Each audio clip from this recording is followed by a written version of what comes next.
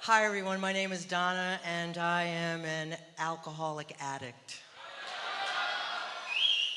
And I honestly know what more there is to say because I've been at this mic 3 times. But I do want to thank the committee because you guys trusted me to be a messenger. Thank you. Thank you.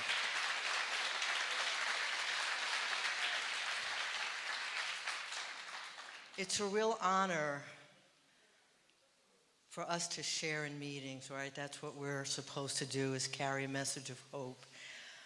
But it takes on a special meaning when people actually fly you somewhere. And I just bow my head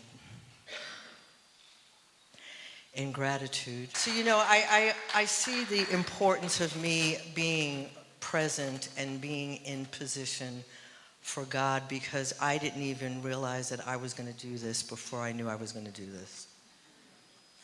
And that's what recovery is for me. We acknowledge other people instead of being envious of other people. So my sobriety and clean date is August 5th, 2000, and I've shared my introduction this way ever since I've been sharing that I did not stop using and drinking on August 5th, 2000. The problem was removed. It was something that happened in me, through me, in spite of me, because left to my own devices, I would have had it happen on August 4th. Because by this time it was all said and done, I was doing 4 or 5-day runs. It wasn't the first time I only had 50 cents in my pocket. I always had enough to get a beer or a Lucy. That's what we call them back home, loose cigarettes. Smoking cocaine and drinking alcohol was not for a sense of ease and comfort towards the end. I think I forgot what ease and comfort even felt like. See, because when you leave your house with only $20 in your pocket, you are not heading anywhere for ease and comfort. Because y'all know that $20 isn't enough. But I had a mind that lied to me about drugs and alcohol. I drank first. I was 13 and I blacked out when I drank. My father was a gambler. My father drank. My mother probably could have been an Al-Anon if she had known about the program of Al-Anon. And so both of my parents were very selfish and self-centered. As with most human beings, we get caught up in our own drama of life. We forget that we have responsibility to those around us. It's very selfish when you gamble your paycheck and don't realize that perhaps the house might be taken over. That's selfish. My mom is angry, and she's angry at me, and she's angry at my sister because of my dad. Well, that was selfish. And so I interpreted that there was something wrong with me. There was always a part of me that didn't feel quite okay, and so I hung out with people who I could latch on to them. Like I was never in the center of anything the way I'm in the center of my life today. I remember going to parties and I always wanted to be the last one to show up of my friends because I couldn't bear to stand by myself and have people look at me, and it's kind of hard to not have people look at you when you're attractive.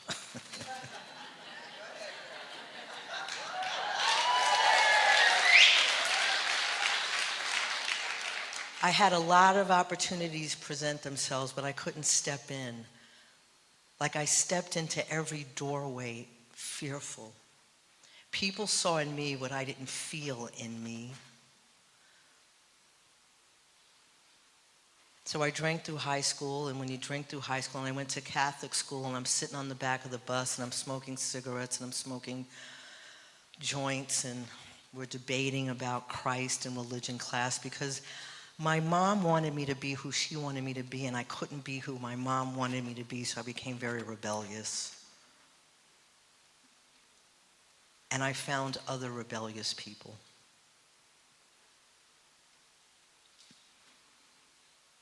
I only did the bare minimum when I knew that I was smart enough to do the least possible work in school. That's what I did.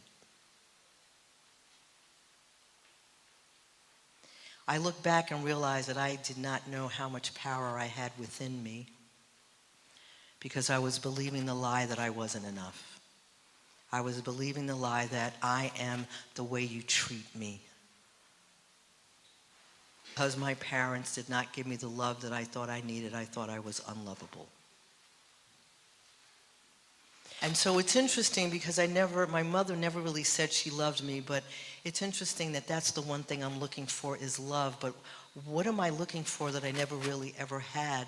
And I look back and I'm hearing this now and I realize what I'm seeking is the love of the Creator. I want to go home to the Creator. But see, when I first came into the fellowship, I didn't understand. I just was so grateful that the obsession had been lifted. And the thing that was crazy is my mind never let me see the miracle that happened on August 5th, 2000. It downplayed it. So I'm going to jump around a lot because that's the way I speak. So back to August 5th, 2000, there was nothing left to try. I had tried to commit suicide 10 years before August 5th because things outside of me and things inside of me were becoming unbearable. And I remember I was working for the New York Times. I was working for a radio station owned by the New York Times, and they had a job for me, and they were very excited. People were always excited for me, and I was excited for me until they told me that I had to take a drug test, and I panicked. And then I did what I always do. I asked people, how can I beat the game? And so they said, well, maybe you can sweat it out. So I wrapped myself, this is no joke. I wrapped myself in cellophane and put on like a sweat thing, and I ran around wanting the alcohol to come out of my pores. And because it seemed like I was behaving so insanely, I didn't want to wake up, and I just drank a big old bottle of cough medicine, and I wanted to die.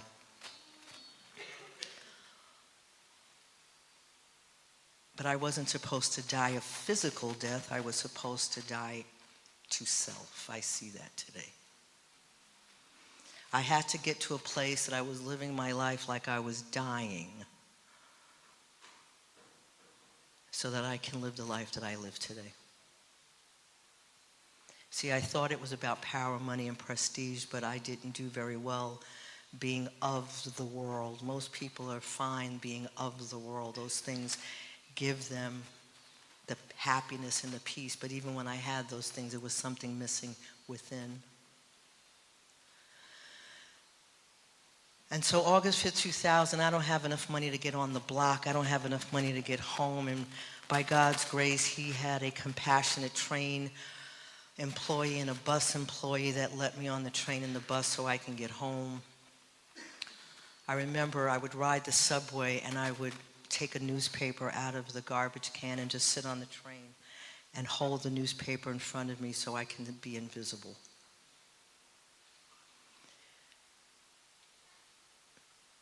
Something powerful happened to me. I felt this thing come over me, and I knew in the next moment I never had to drink and drug. Now, I was living at home. I was 44 living at home. I didn't have a key to get into the house because my mom didn't trust me. And I was so selfish and self-centered that the only thing I thought about when I was away for 4 or 5 days was what was she going to say when I rang the doorbell, never what was she going through. Damn. But this particular day, she opened the door and I told her I was done. Now, mind you, I had no ID, no wallet, because I loved after hours. What? I must have known every after hours below 59th Street in Manhattan. I missed Christmas hanging out in an after hours. When 9 o'clock would roll around and I would have to go to work, they were using pay phones back then. I'm standing outside and it's all this traffic going back and forth, and I always needed somebody to stand there with me. Can you come outside with me so I can make this phone call to my job? And so I learned how to be a real big manipulator, a big liar, and it's like, okay, I have to convince them that I can't come to work. So my father had passed away at this point, so these were the kind of lies that my mind would conjure up. I was like, you know, I've got to go to the JFK airport and take my father's body back to Panama. That's why I couldn't get to work. That's how my lies were. And once they told me, okay, I went right back in the after hours. I learned to go to work with no sleep. I would go to the drugstore and get No-Dos. I don't even know if they sell them anymore. I don't know if they, but it's the thing that you take to stay up, because my mind and my hand was such a disconnect that I needed something to stay awake, and I had to say the alphabet out loud because I typed for a living, and I had to hear myself say the alphabet so my hand would touch the right key. And that's how I was living my life. I would walk in coughing just so you could ask me, are you okay? Oh no, I feel so terrible. Well, why don't you go home? Yes. And I would go back to the after hours. Then the after hours turned into just sitting in some crack dens, hanging out with some people that once they smoked, they had a knife in their hand and they're sitting in the closet and I'm hanging out. Those were my best friends.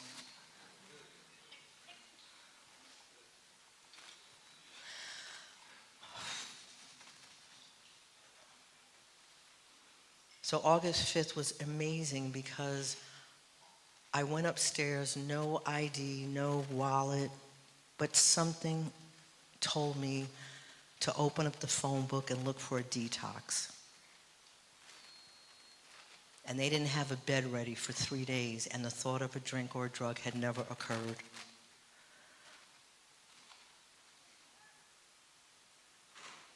I was living in Queens. I had to get to Manhattan. I got on the bus, I got on the train. I didn't stop at the liquor store to get a bottle. I didn't get off the train because I told you I knew every after hours when every train stopped. I could have easily gotten out of the train and saw some dealer to get some blow. None of that. How do I do the most frightening thing not high? I couldn't do anything not high. I couldn't go to a party not high. Somebody invited me to an NA dance. And before I went to the NA dance, I got high. And didn't get to the NA dance because I continued to get high. How do I go to a treatment facility sober and clean? See, I didn't realize that the obsession had been lifted. My mind downplayed it. So now I'm sitting in this therapeutic community. It was not a 12-step base. It was behavior modification. The people that were in there, it was like either go to jail or beat the bid and stay there. And so I'm sitting in with some drug dealers, people who are not really willing to go to any length to not use. And I realize that I don't have the power to change my behavior because I actually have no idea what patience is like. I have no idea what being open-minded is not. I have no idea what being honest is like. And I realized in this place, the only reason why I was willing to be honest was what's in it for me. See, I didn't want them to pull my past, so that's why I was willing to follow the rules. So I realized it was only how I benefited, how my behavior was going to show up. So they were about to close this house, and when you don't have a job, you're sitting in a whole lot of untreated addiction and alcoholism. And I didn't know those terms, untreated. Quite frankly, I never used the word will before. The first time I heard the word will was when I came into fellowship. And so I'm sitting in the rooms and I'm laughing, I'm kikiing and hee-heeing, hearing a whole lot of war stories. But see, I was starting to get panicked because I was about to graduate this place, and my biggest fear was, how do I go and live? How do I go home to a mother that won't let me have a key? How do I get the courage to ask her for the key? I'm 45 now, and I'm afraid to ask for the key. And then I heard someone share what she was like, what happened, and what she's like today. And what she was like, I still was like. See, I believe what happened to me on August 5th, 2000, that my spirit was awakened and I was able to hear. See, there's a difference between listening and hearing. See, when we listen, it's surface. When we listen, we can argue with what we're hearing. But I believe when we hear, both our heart and mind are both open. And then you hear something that just makes sense deep down within. Because I believe that's what our responsibility is when we stand up in any meeting, whether it's in person or Zoom. We're here to be in a position because I don't know who needs to hear what God wants me to share. And it could be maybe in a previous meeting you were just listening, and then when you least suspect it, you start hearing. And you realize there was nothing that you did to create that shift. And so Chris came up to me and she said, Donna, are you willing to go to any length never to use and drink again? And I had been hearing, just don't drink for today. And I'm like, you got to be kidding me. I don't want to think about that every day. My mind made me think that for the rest of my life, I have to be watching out. And so when she said to never again, I said yes. And not unlike a lot of you, I was introduced to the program early on. See, there were not a lot of people in the big book when I came in. And I lived in New York City, and there were not a lot of people in the big book. They were using the 12 and 12. They were saying, don't talk to the newcomer about God. I wish you a slow recovery, doing a step a year.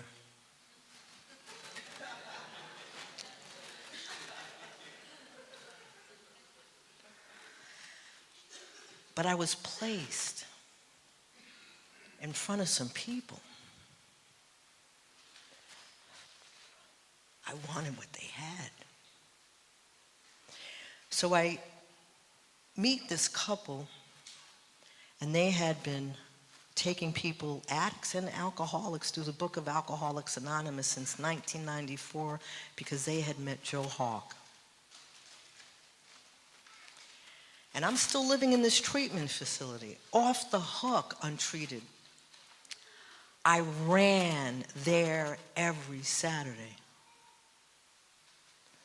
because for the first time I was discovering what was wrong with me. I didn't know what was wrong with me. People are looking at me, why are you living your life the way you're living your life? And I didn't have a sufficient answer. And the best that I can say is, you just don't understand.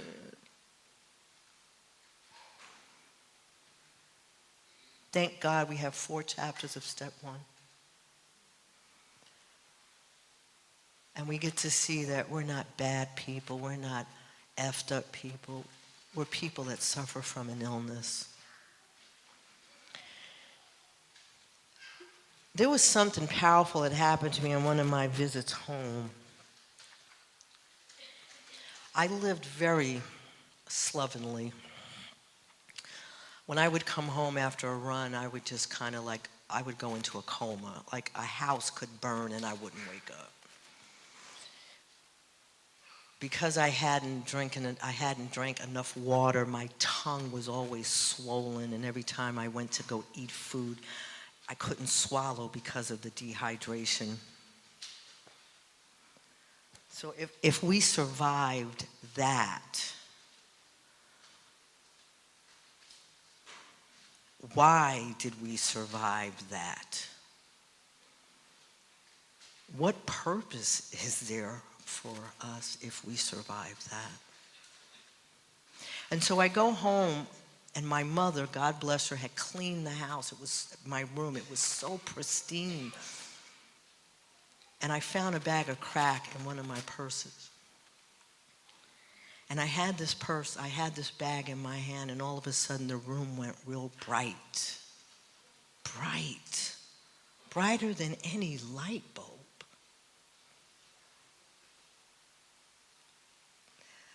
And I was able to see where I had been placed. And I threw it in the toilet. And I can't see with my mind that something powerful had happened to me. that when I come into these fellowships and I see the word God, I want to be apprehensive. I can't see what the power has already done. And so I'm in this workshop with Loretta and Sydney. Now all of a sudden I'm building the fellowship that I crave. I'm now around other seekers. If you have been questioning about your life, something's always missing, you're seeking something. In the forward it says, we hope every addict and alcoholic who journeys finds their way. So perhaps we've all been on a journey.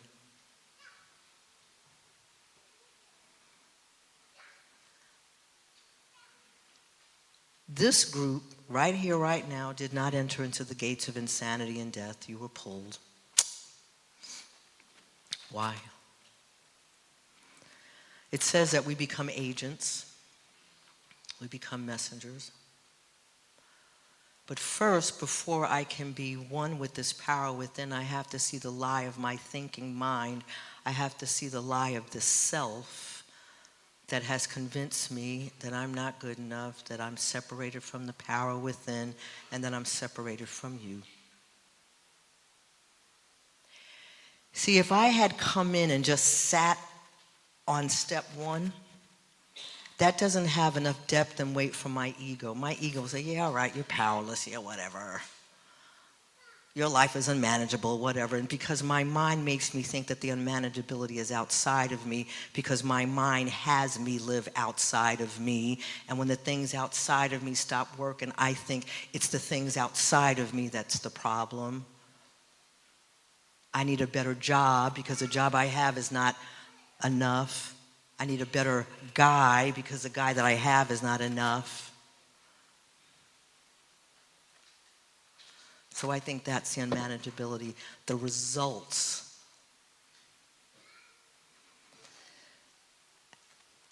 And so we meet people on this path. We meet other messengers that take us through this big book line by line.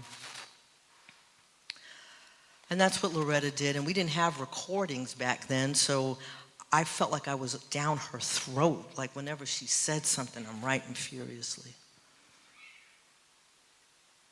And I'm starting to feel hope. You know, we come in hopeless, seemingly hopeless, because there's nothing left for us to try, so we think that there's nothing is going to get better because we can't get to hope. But we also have a mind that wants to tell us, don't get excited, wait until the check's in the mail. My mind does not want me to embrace hope.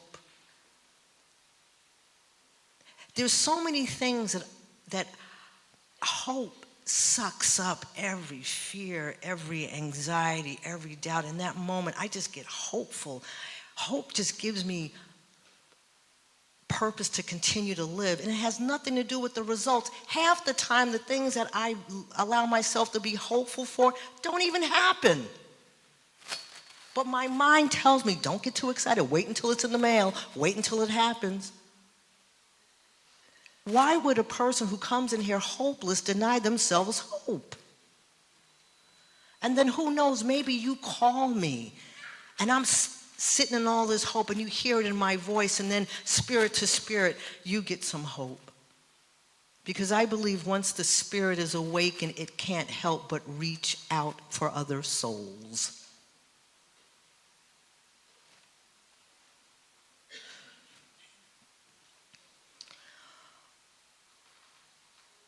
So I'm willing to believe.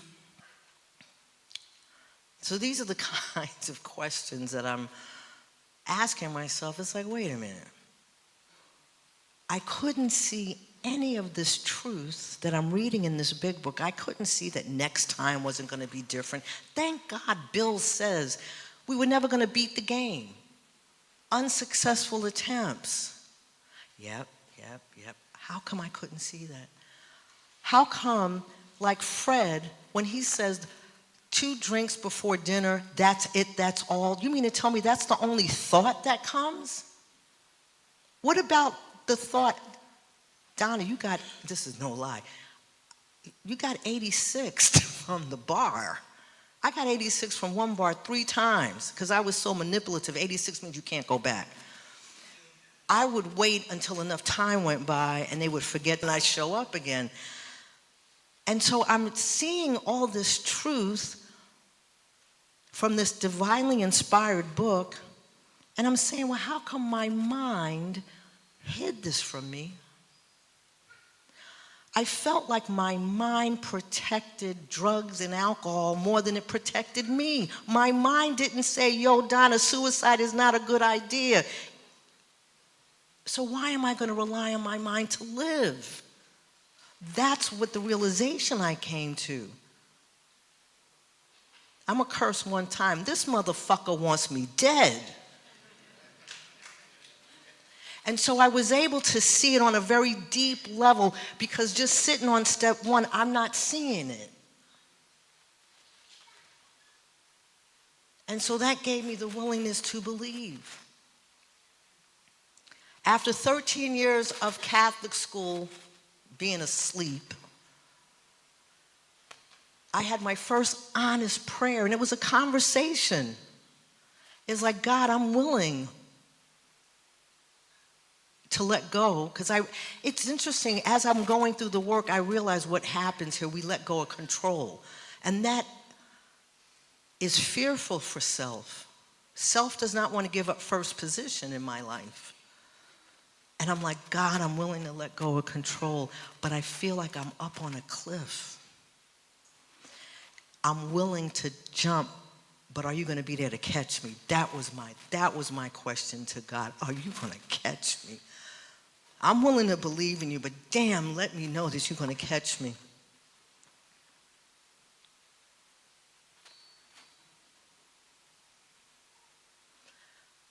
My first third step, I really didn't understand the enormity of it. I just knew that the only way I was going to write some inventory is I had to ask God to take care of my thinking and my actions. And then I asked myself, well, what are the qualities of a caretaker? I mean, those of us that have children and animals, when you go away, and the only time a caretaker is needed is when the owner is absent. So perhaps when I do this inventory, I'm supposed to be absent and allow God to reveal what God needs to reveal. And what are the qualities of a caretaker? Trustworthy, available, dependable. So I started to look at that as what this God that I never was willing to rely upon, I was willing to rely upon, because by this point I knew what happened on August 5th, 2000. I didn't stop. The problem was removed. I was surrendered. I also knew that the people that God put in my life, I was never going to find them on my own. He led me to them. So I started connecting the dots, and I was willing. And I was told to write inventory. This is not a threesome, not you, yourself, and God.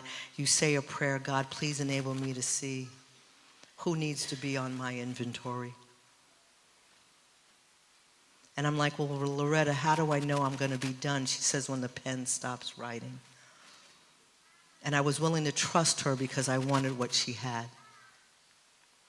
And I did exactly that.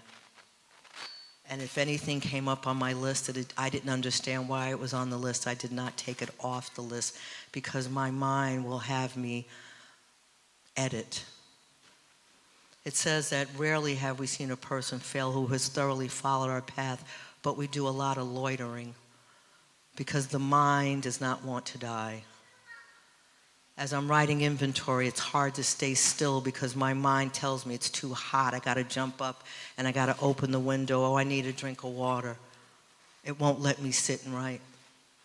And so what I would do is I would carry inventory sheets with me because I always felt that I had more hours in the day than if I just waited until I came home. And sure enough, there were pockets of time that I just felt led to sit down and write. There was a bench by my office, and I never really saw that bench before, but one day I came out of the building and I saw that bench and I sat there and I wrote.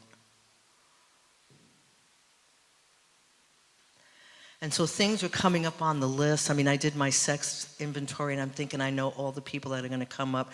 The first name was Kenny, and I'm like, I forgot all about Kenny.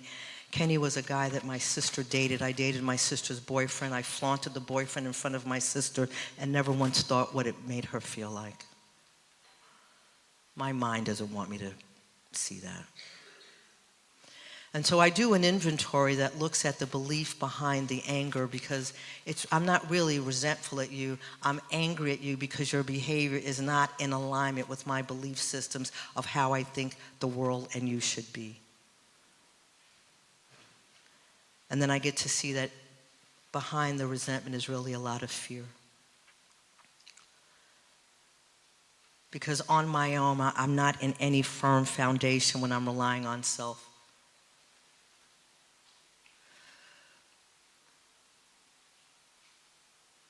In inventory, I get to see that I am no different than you. I'm mad at you. That's why I say get off the people. I get to see that I'm mad at you because you don't love me, but I realize, wait a minute, I'm not very loving myself. All I've been doing is needing from people. And I also realize on a very deep level, I want you to love me, but I'm not loving me. That rocked me. I wrote inventory on my mom. I told you I really hated my mom. And as I was writing inventory, I had visions of my mom from an entirely different perspective. As I was writing, I had visions of what my mind wouldn't let me see, because my mind has a way of looking at you because of what you did to me, didn't do for me, and I hang you up on a frame and I put you on the wall, and that's the only way that I see you. But see, when we're tapped into the spirit within, we see past a person's behavior and personality, and we see them within. We get to see that perhaps they're living life like they're on page 52. And I get to see, damn, I'm no more, no less. I had a revelation. I think it's appalling when people take advantage of weak people, children, and animals because they can't fight back. See, I have an ego that wants to judge certain types of behavior, but what came to me in inventory, I realized that I'm no more, no less, because when I was in high school, I used to look for the weakest person, the person who wouldn't fight back, the person who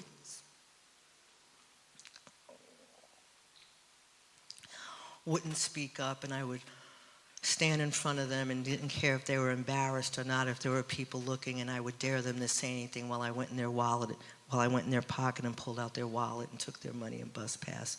How can I blame? How can I judge people who take advantage of the weak when I do it too? That rocked me, man.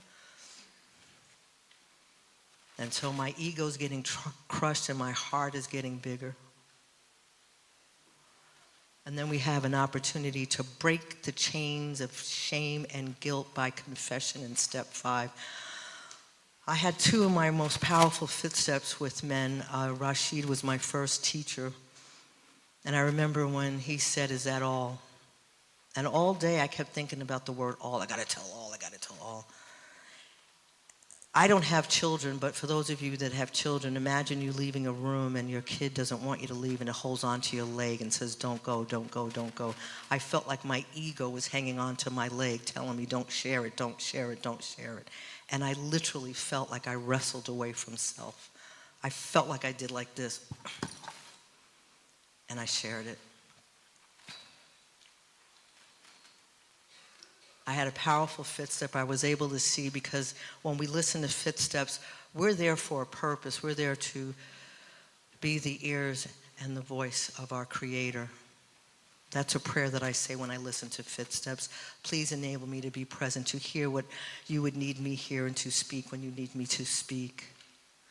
And Rashid was writing down my defects, and he says, Donna, what are some things about you that are pretty positive? And I looked at both lists and I realized what God's intention for me was not what I became relying on self, but a short list of spiritual principles. And I remember my head dropped to the table and I wept.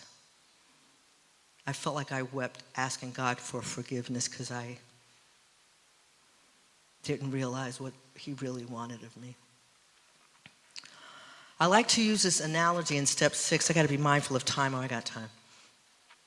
So we finally become awakened of what we've become. The very same things that we're mad at other people about, right? And so I feel like step 6, and I use this analogy of seeing an older person walking down the block carrying 2 heavy bags. And when an older person is carrying 2 heavy bags, they're not walking with a lot of energy. They're slowed down. Their walking is very laborious. Well, that's how it is when we live our life with all these defects of characters. It slows us down. It blocks us. And in step 6, it says, are we now ready to let? Meaning that God is capable. And God is like saying, let me take that from you.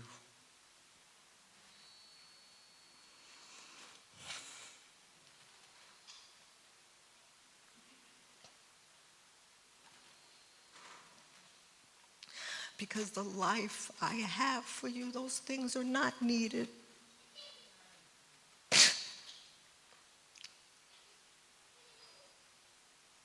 And we discover spiritual principles. It's like there's this transformation that happens in and through us, in spite of us, because now our hearts have more, we can hear our hearts more than the mind.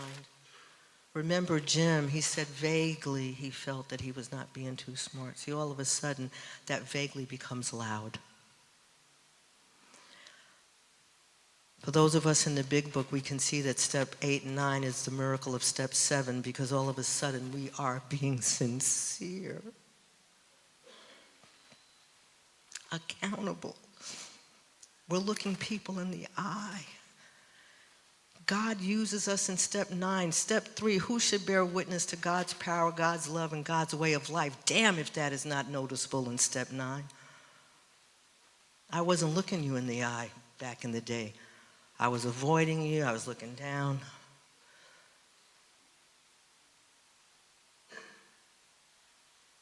But we're looking at people, and we're doing what most human beings don't have the courage to do, is to admit when they've done something wrong. What a powerful example that we can show people that that there is a way that you can be free. You can admit when you've done something wrong. Most people will say, well, God has forgiven me, and that's good enough. But we get to demonstrate, and then we get to ask them, is there anything that I missed, and we allow them to be free. I had to make an amends to Cookie, who was a good friend of mine, and I used to think I was this worldly girl. We would go to parties, and then we'd all hang out at somebody's house, and I would undress in front of her boyfriend. And I didn't really like Vinny, but I wasn't respecting Cookie.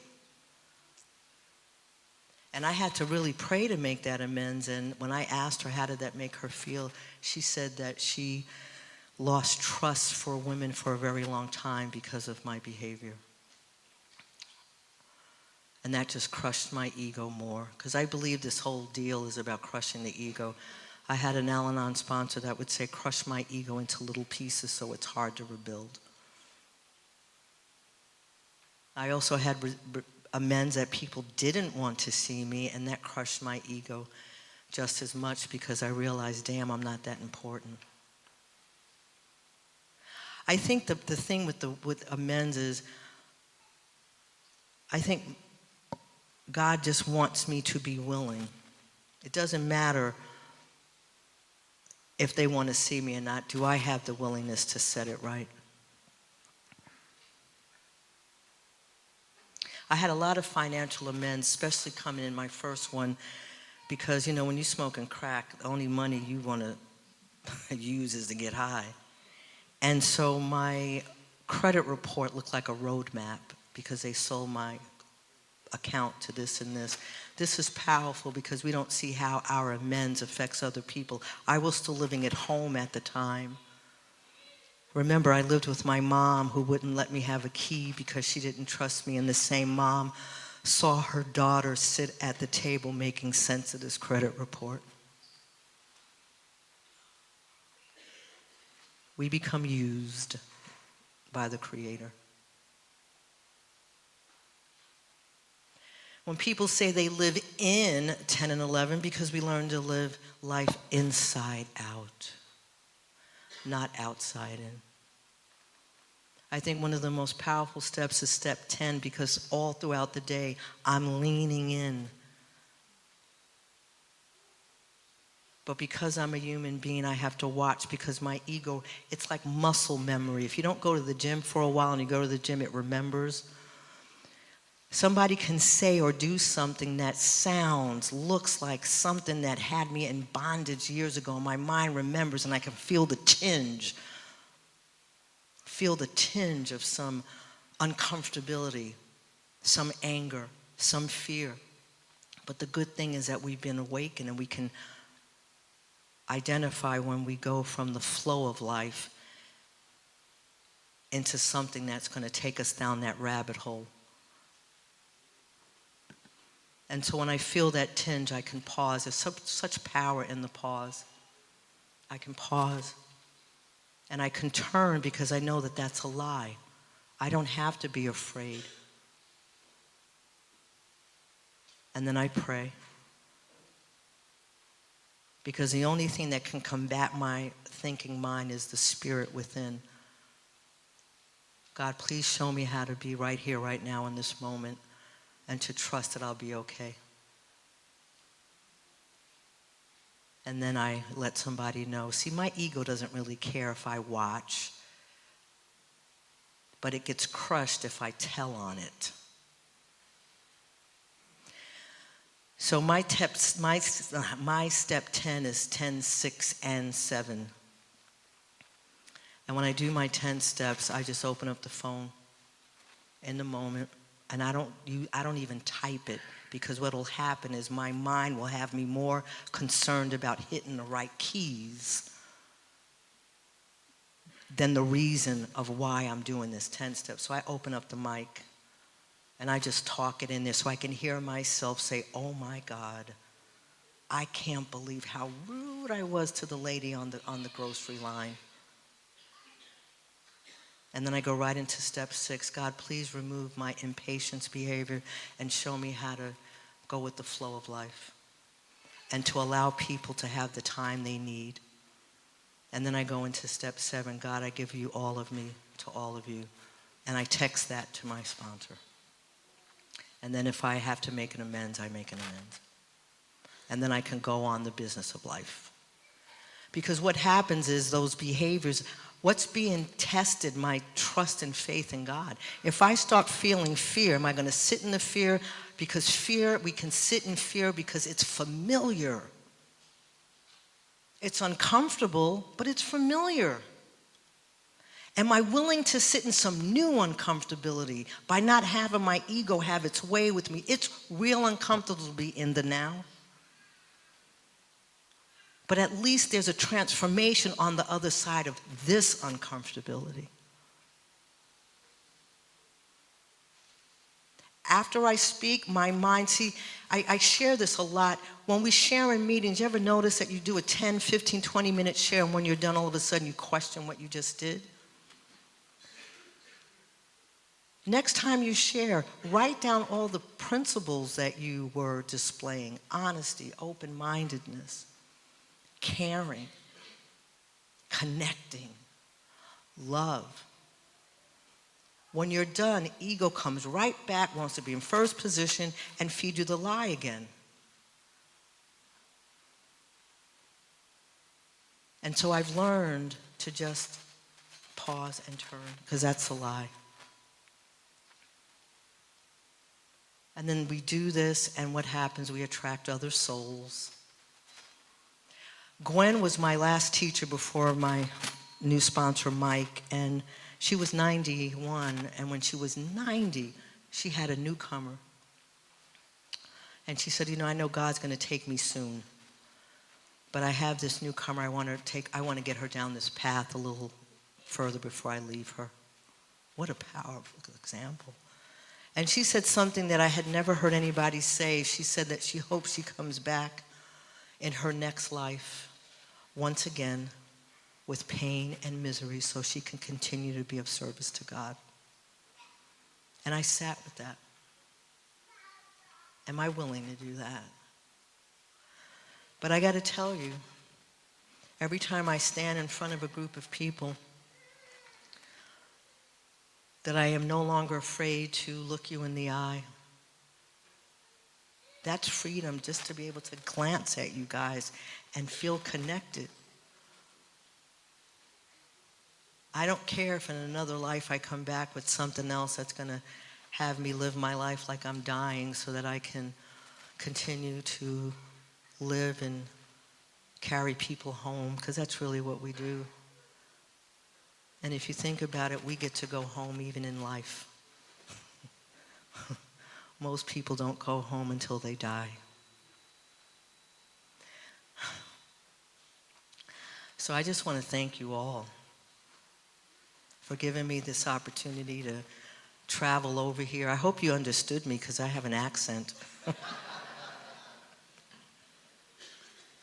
Thank you for allowing me to be of service. My name is Donna. I'm an alcoholic addict.